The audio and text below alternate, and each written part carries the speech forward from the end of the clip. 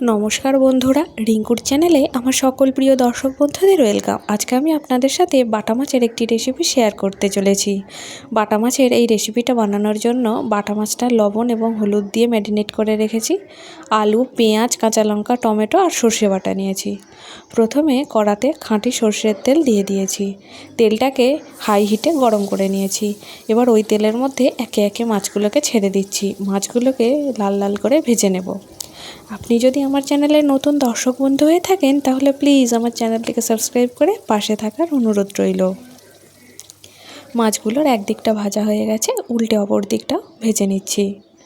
এই রান্নাটা সম্পূর্ণ কাঁচা লঙ্কা দিয়ে করব, কোনো রকম গুঁড়ো লঙ্কা ব্যবহার করব না, তাই বাচ্চারা অনায়াসে এই রান্নাটা খেতে পারে।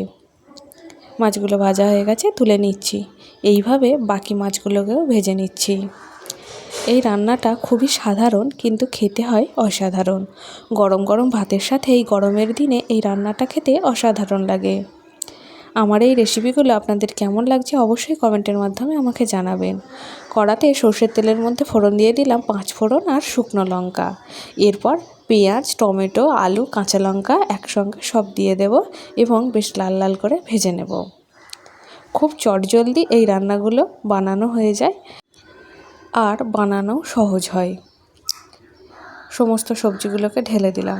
এবার আলুগুলোকে ভেজে নেব। এই রান্নাতে বেশি কিছু মশলা দেব না। এখানে কালো এবং সাদা সর্ষে বেটে নিয়েছিলাম, আর সর্ষেটা বাটার সময় লবণ দিয়ে বেটেছিলাম, নাহলে সর্ষেটা তেতো হয়ে যাওয়ার সম্ভাবনা ছিল। এরপর দিয়ে দিলাম হলুদ গুঁড়ো এবং পরিমাণ মতো লবণ ও সব কিছুকে খুব ভালো করে কষিয়ে নেব এবং হলুদের কাঁচা গন্ধ চলে যাওয়া পর্যন্ত কষাতে থাকব।